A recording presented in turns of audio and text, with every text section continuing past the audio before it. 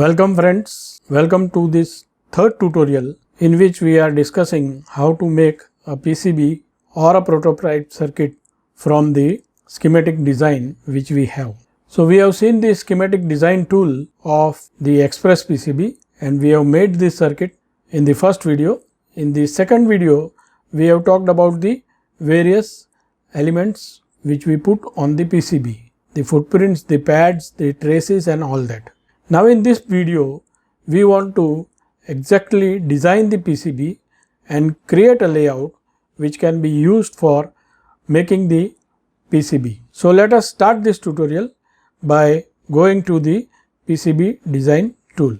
So this is Express PCB desktop for PCB design tool, where we have explained various things in the previous video. If you have not seen that video, here is the link of that video. So now let us try and see how we can place the footprint for the components which we want to use in this particular session. The first thing which we want to use is a 3-pin connector for connecting the transformer to the board. So we have got a transformer and we want to connect it to the board.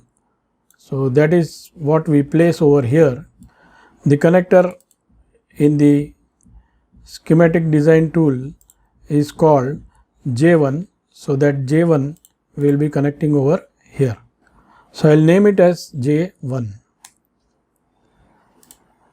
Next we have the connector J2, so that also we will place. We will name all the components in one go.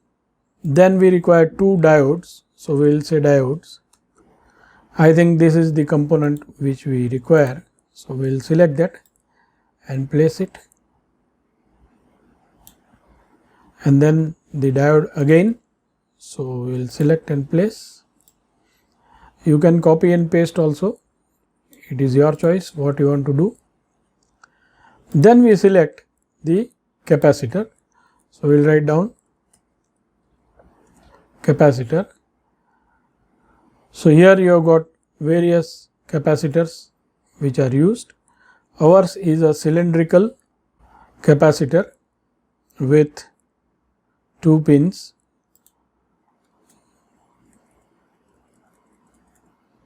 So let us take it like this. So we have got a capacitor, and then we have got the other capacitor which is smaller in size, is a 1 microfarad capacitor. So we will place it like this, and one more we require a regulator. Let us write down 7805, and that is the regulator we get.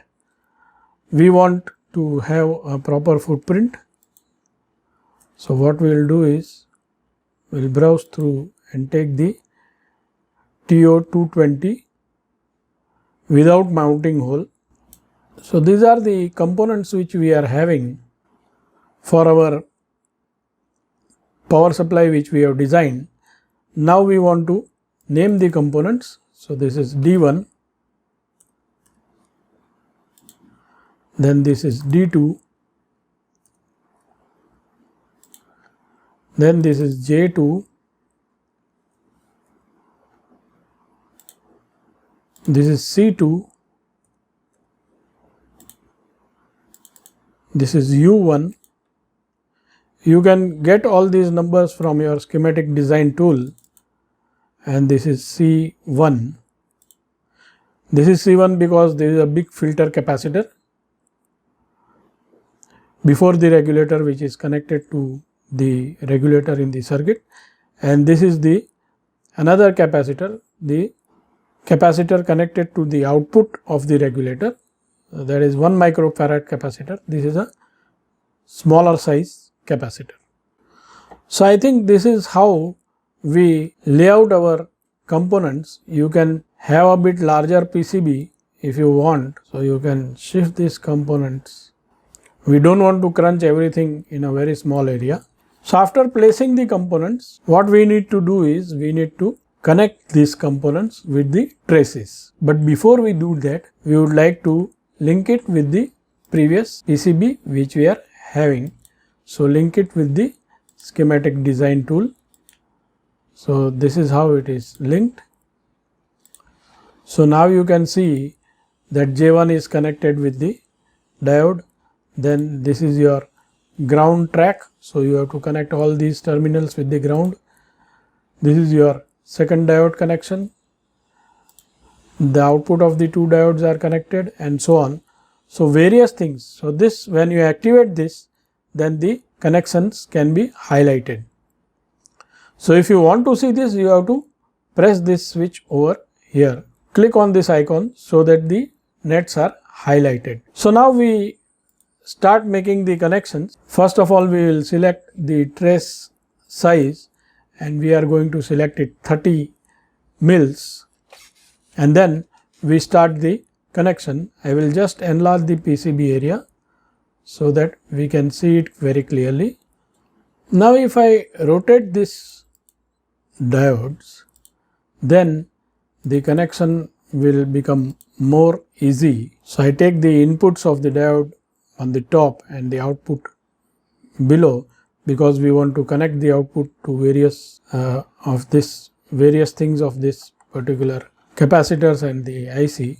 So let us make the connections. I will make this connection first,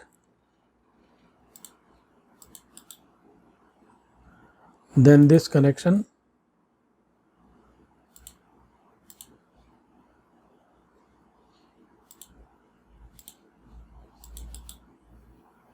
then this connection,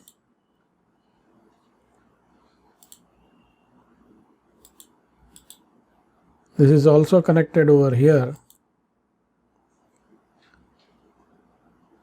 So we will bring this connection like this, and this is also connected over here. So let us make the connection like this. The ground net is to be connected.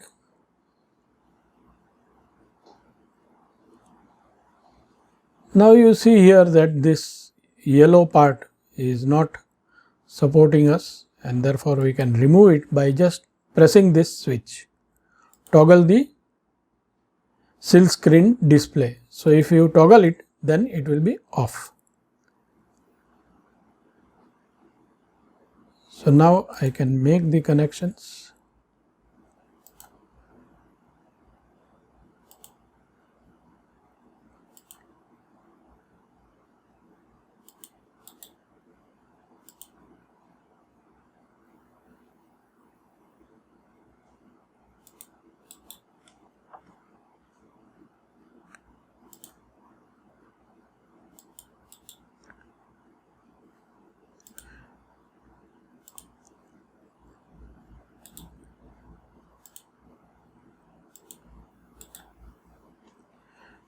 Just to avoid the 90-degree, we can make such connections.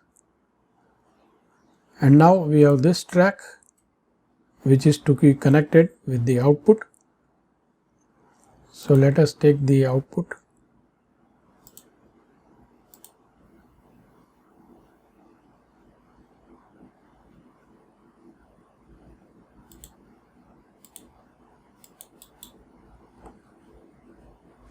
And now this track we can rotate throughout the components. So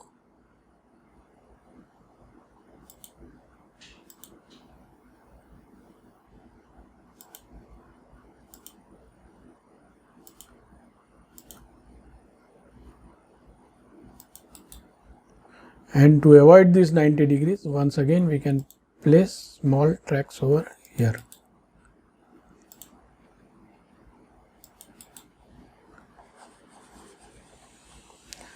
Now this wire is remaining, so that we can make the connection.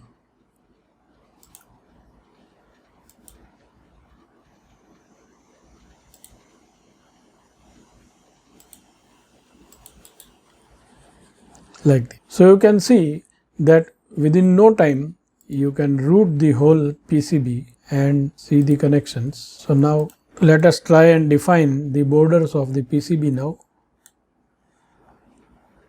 These shaded corners you can take up and try and design the borders of the PCB.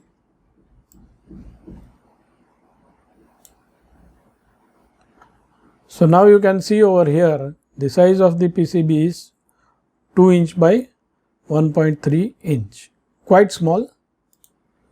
So that is what you see on the PCB. You can once again bring the silk screen. So all the components are routed. Now what we need to do is that we need to once again put this off, and we need to place some pads which are large in size over here.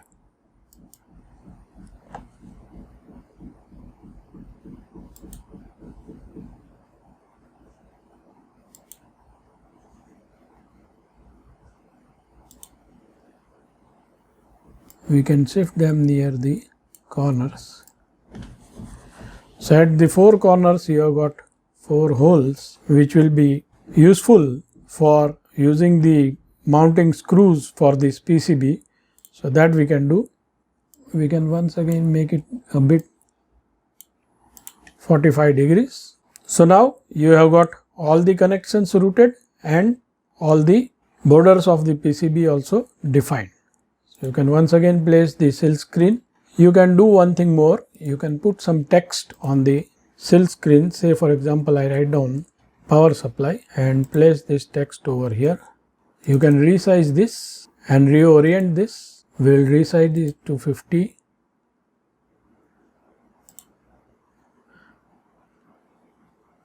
And then we can also change the layer on which you want to display. So now it is gone on the silk screen. It will be printed on the silk screen in white color.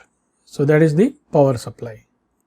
So that is how you can route your PCB. Now you see that all the routes are on the bottom layer. The top layer is totally empty. So there is no routes.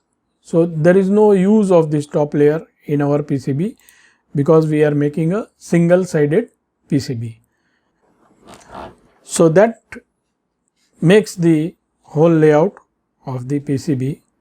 Now you need to print this on a copper clad sheet and then etch it with FeCl3 solution and a small amount of HCl solution, and then after etching you have to drill all these holes and your PCB is ready for mounting the components. So that brings us to the end of this tutorial. In this tutorial we have learned how to arrange various components on your PCB board, and then you also connect this board with the schematic design. You have to take care in giving the numbers to your components. The numbers should be same as you have given on the schematic design tool, and then you can activate the nets with the highlight net connection option over here and make the connections, route the PCB manually. You have to take care that you avoid any 90-degree angles in the PCB. So you experiment with this software, try to make your layouts for various circuits which you have designed, and then you can take the printout with the laser printer and print the PCB on the copper clad sheet and etch it and get your results. So that brings us to the end of this tutorial. In this series we have seen 3 tutorials. The first one being the schematic design tool, where we have created the schematic design for power supply. The second one being the introduction of the PCB design tool, and we have discussed various things about the PCB. And the third one is the actual creating of the PCB layout for the power supply which we have designed in this schematic design tool. So these 3 tutorials lead you to a PCB design of the power supply. So that brings us to the end of this tutorial. Please like our tutorials. Please subscribe our channel to get the various notifications, and also hit the bell icon so that as soon as we upload new videos, you get the notification for the new videos. So thank you very much.